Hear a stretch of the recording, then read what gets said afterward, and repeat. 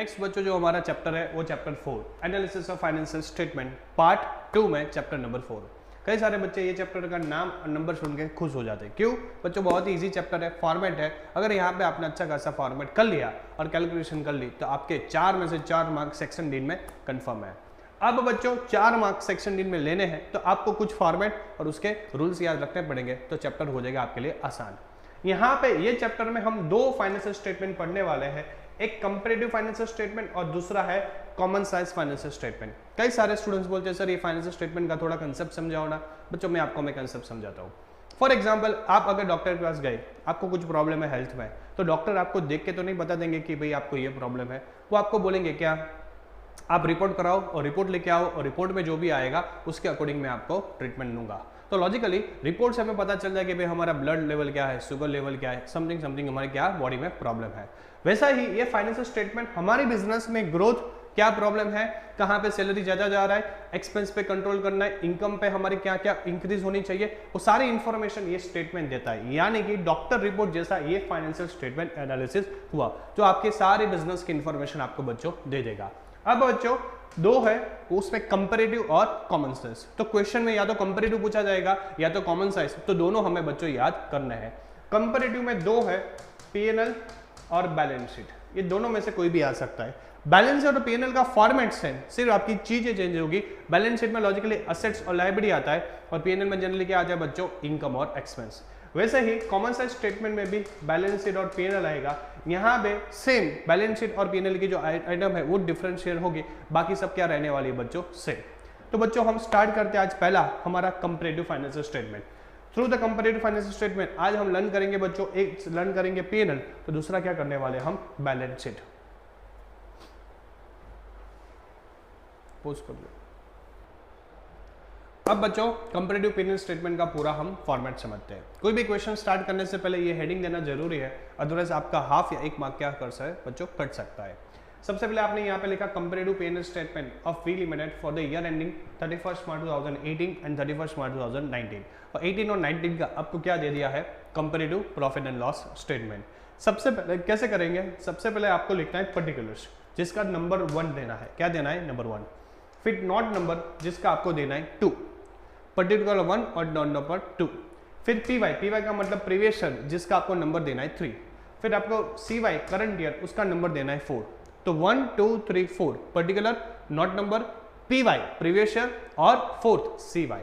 Next increase और decrease वो amount में फाइंड करना है तो वो नंबर रहेगा 5। इंक्रीज और डिक्रीज अमाउंट में फाइंड करना है तो वो नंबर रहेगा 5। और इंक्रीज और डिक्रीज आपको परसेंटेज में फाइंड करना है तो वो रहेगा आपका नंबर 6। तो बच्चों कैसे याद करो, 1 2 3 4 5 6 particular, not number, PY, CY, increase decrease in amount, increase decrease in percentage.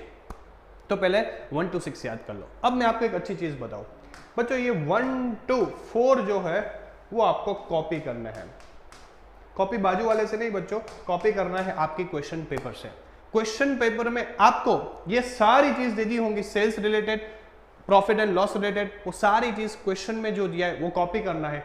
Amount भी पीवाई का कॉपी करना है और सीवाई का कॉपी करना है। तो उसका मतलब क्या हुआ बच्चों, आपके लिए काम आसान हो जाएगा। तो 1 2 3 4 का मुझे कोई टेंशन नहीं है। वो कहां से, क्वेश्चन पेपर में जो क्वेश्चन दिया है वहां पे ये सेल्स वाला फॉर्मेट जो सभी स्टूडेंट्स को आपने कंपनी फाइनल अकाउंट में पढ़ लिया है, और अमाउंट जो क्वेश्चन में पीवाई का पीवाई में और सीवाई का सीवाई में रख देने का।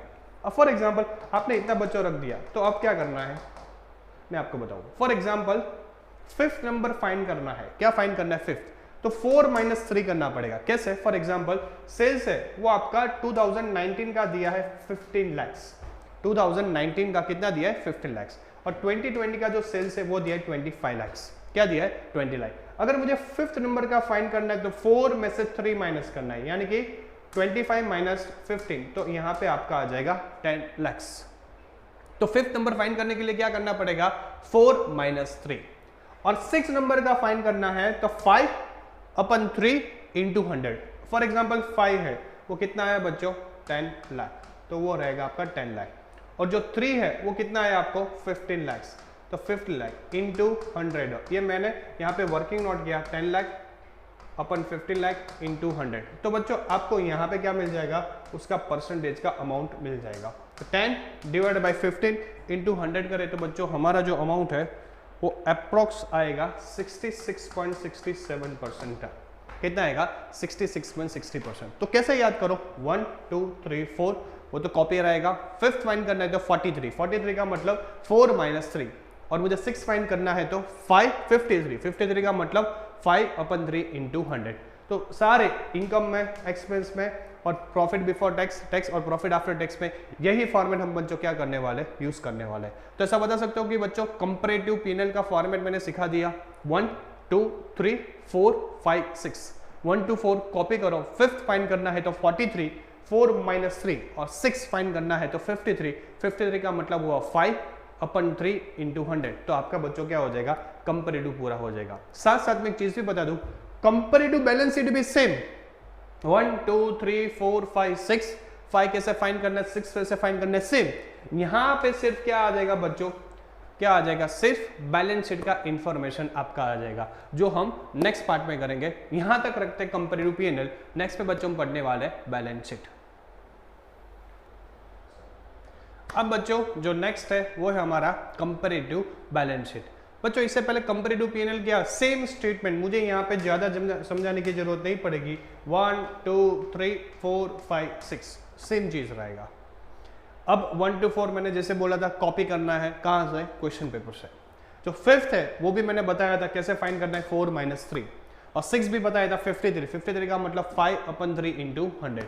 तो ये तो सारी चीज मैंने कंपैरेटिव बैलेंस शीट में आपको बता दी थी। अब बच्चों यहाँ पे सिर्फ क्या चीज आएगी, लायबिलिटी असेट्स की। वहां पे P&L की चीज आ रही थी, यहाँ पे कौन सी चीज आएगी, लायबिलिटी और असेट की। कैसे, फॉर एग्जाम्पल यहाँ पे इक्विटी कैपिटल दिया है, प्रीवियस ईयर का है फॉर एग्जाम्पल 15 लाख, ये साल का है, करंट ईयर का है 20 लाख।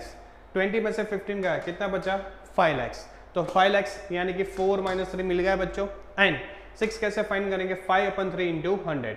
ये 5 कितना आया, 5 लाख। 3 कितना है बच्चों, 15 लाख इंटू 100 करेंगे तो मे बी 33.333% मिलेगा। तो भी एक बार क्वेश्चन में हम चेक कर लेते हैं। यस, 1/3 का मतलब 33.33%।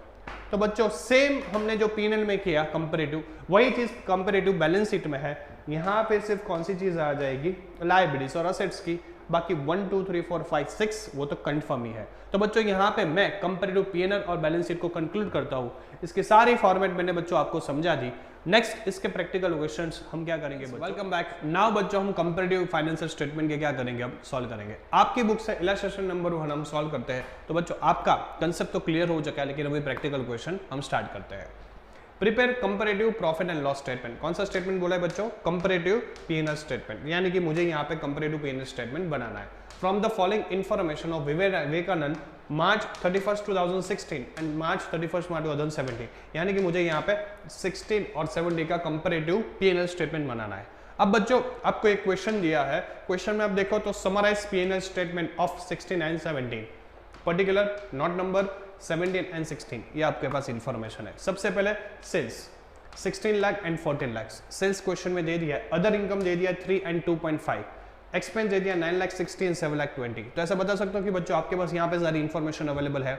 आपके पास सेल्स अवेलेबल है, अदर इनकम अवेलेबल है, एक्सपेंस अवेलेबल है और ईयर अवेलेबल है। सबसे पहले आपको ये पता होना चाहिए कि कंपैरेटिव फाइनेंशियल स्टेटमेंट में फॉर्मेट क्या रहती है, 1 2 3 4 5 6। 1 यानी कि पर्टिकुलर्स जो ये दिया है वही यहाँ पे कॉपी करना है। फिर नोट नंबर 2 2016 यानी कि प्रीवियस ईयर PY लिखना पड़ेगा, फिर लिखना पड़ेगा CY यानी कि 2017। तो बच्चों 1 2 3 4 मुझे पूरा क्वेश्चन से कॉपी करना है। कैसे, सेल्स प्लस अदर इनकम, तो आपको मिल जाएगी टोटल इनकम, उसमें से आपको एक्सपेंस माइनस करना है तो आपको मिल जाएगा बच्चों प्रॉफिट बिफोर टैक्स। तो ऐसा बता सकता हूं कि यहाँ पे आपका पहले पर्टिकुलर्स में फॉर्मेट बन जाएगा जो आपने कंपनी फाइनेंशियल स्टेटमेंट में समझ लिया है। फिर 2016 की जो यहाँ पे इंफॉर्मेशन है 14 लाख 2,50,000, फिर उसका टोटल, फिर उसमें से एक्सपेंस माइनस किया, फिर आया प्रॉफिट बिफोर टैक्स 9,30,000, तो ये भी आपको यहाँ से मिल जाएगा टोटल इंफॉर्मेशन। 2017 उसका भी इंफॉर्मेशन 16 3 यानी कि टोटल होगा 19 में से 960 गया तो आपका है 940।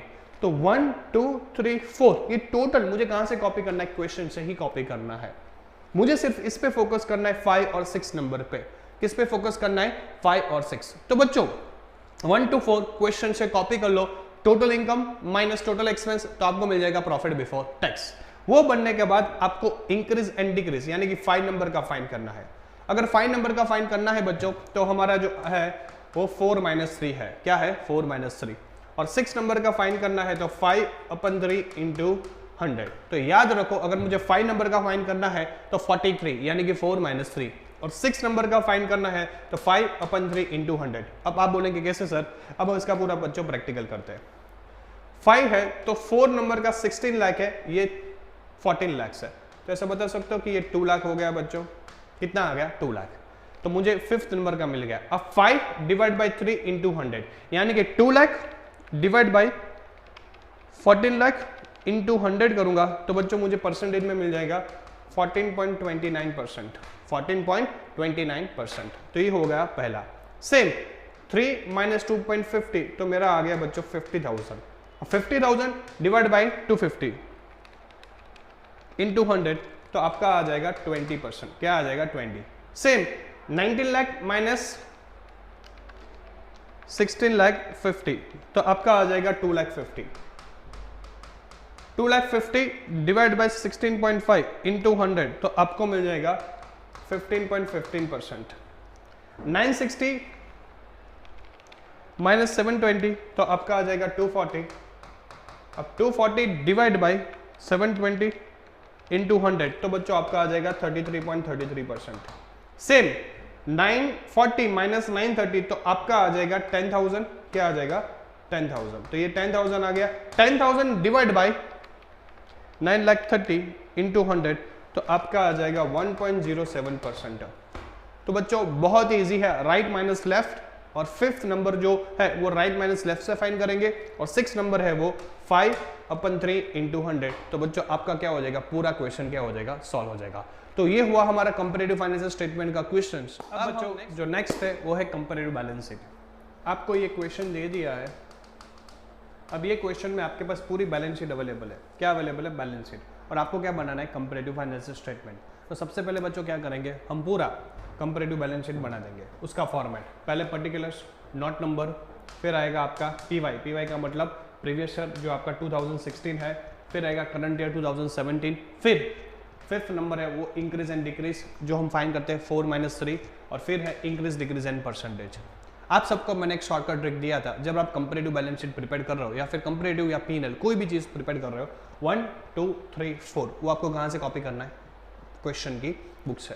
मैं सब उनका क्वेश्चन ये 1 2 3 4 ये चारों चीज़ दे दी है। ये पूरा जो क्वेश्चन है आप पहले 1 to 4 में क्या कर लो, कॉपी कर लो। मैं ऐसा बता सकता हूँ कि बच्चों ये 1 2 2 3 4 पूरा मैंने कॉपी कर लिया, पूरा मैंने क्या कर लिया, कॉपी। क्वेश्चंस में जो चीज़ दी थी इक्विटी लाइब्रेरी से लेके मैंने असेट तक, यहाँ पे स्पेस की वजह से सिर्फ मैं आपको लाइब्रेरी समझाऊंगा, असेट आप घर पे क्या कर सकते हो, सॉल्व कर सकते हो। तो बच्चों मैं ऐसा बता सकता हूँ 1 to 4 मैंने यहाँ पे लिख दिया। मुझे फाइंड करना है 5th और 6th। 5th और 6th। 5th फाइंड करने के लिए आपको पता है शॉर्टकट 4-3। 4 में से 3 माइनस करेंगे तो मुझे क्या मिलेगा बच्चों, 5th। और 6 फाइंड करना है मुझे, तो लॉजिकली 5/3 इंटू 100 यानी कि 43 और 53। अब बच्चों यहाँ पे ध्यान रखो, जो 5th नंबर है वो कैसे फाइंड करेंगे, 4-3। 4 का अमाउंट है 12 लाख, 3 का अमाउंट है 10 लाख, तो ऐसा बोलूँगा 12 - 2 2 लाख, तो आ गया 2 लाख। अब बच्चों 6 फाइंड करना है तो 5 का आंसर 2 लाख है। 2 lakh divide by 10 lakh, 2 lakh divide by 10 lakh into 100, तो ऐसा बता सकते हो बच्चों ये 20% आया। सेम 5 - 5 आए, यहाँ पे 0, यहाँ पे 0, कुछ नहीं आएगा। 180 - 1 लाख, तो यहाँ पे बच्चों 80,000 आया जाएगा, और 80,000 डिवाइड बाई 1 लाख इंटू 100 तो लॉजिकली 80% आएगा बच्चों। Same 2,50,000 divide by 2,50,000 minus 2 lakh, तो यहाँ पे 50,000 आ गया। 50,000 डिवाइड बाई 2 लाख इंटू 100 तो 25% आया। 62 डिवाइड बाई 62 माइनस 50, तो यहाँ पे आ जाएगा बच्चों 12,500। 12,500 डिवाइड बाई 50,000 इंटू 100, तो यहाँ पे आ जाएगा 25%। सेम 40 - 40 डैश 0, उसका कुछ नहीं होगा। 72 - 12 यानी कि 12,000, और 12,000 डिवाइड बाई 60 इंटू 100 तो आपको मिल जाएगा 20%। तो बच्चों बहुत इजी क्वेश्चन है। कंपैरेटिव बैलेंस शीट में एक ही चीज़ 1 to 4 copy, 5th and 6th का फॉर्मूला याद होना चाहिए। 5th फाइंड करना है तो 4 - 3, और 6 फाइंड करना है तो 5/3 × 100। तो बच्चों मैं ऐसा बता सकता हूँ कि यहाँ पे हमारा पूरा कंपैरेटिव बैलेंस शीट क्या हो गया, खत्म हो गया। तो यहाँ पे हमारा कंपैरेटिव पीएनएल और कंपैरेटिव बैलेंस शीट के जितने भी इलस्ट्रेशन आपकी बुक में है वो हमने क्या कर लिया बच्चों, सॉल्व आउट कर लिए। Thank you so much.